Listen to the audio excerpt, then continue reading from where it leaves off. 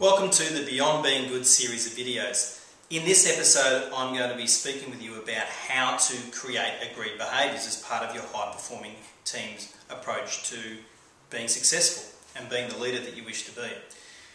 What you need to do is get your team together and you need to work through 3 questions. The first question is to identify annoying behaviours. So what you ask your team is, in any team that you have ever worked in, including this team, but if it is including this team, names are not necessarily, okay, we don't need to hear people's names.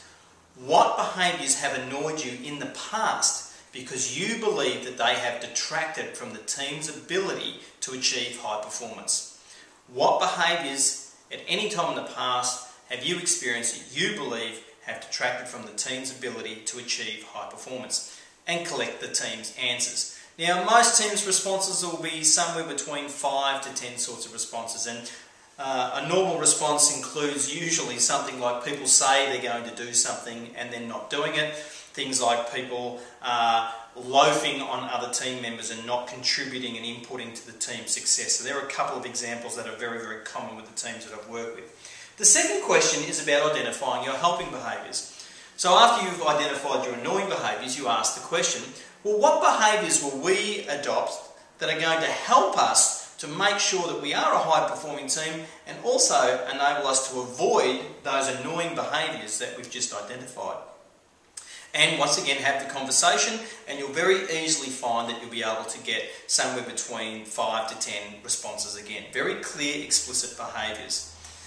Once you've got those 2 lists, so your annoying behaviours list and your helping behaviours list, then what you need to do is have the conversation about what are we going to do if we believe that we're seeing the annoying behaviours. Now, this is where it's important to recognise that people see things differently. You need to keep open to the idea that someone may, in fact, by everyone else's perspective, be doing one of these annoying behaviours, but from their perspective, they actually think they're doing one of the helping behaviours. And that's why the feedback process on behaviours, which we'll have in another episode, is absolutely critical for you to learn, but not only learn, put into practice. So these 3 questions will help you identify the agreed behaviours for your team, make it explicit about what's acceptable and what's unacceptable. Because remember, you can't be a high-performing team if you're accepting unacceptable behaviour.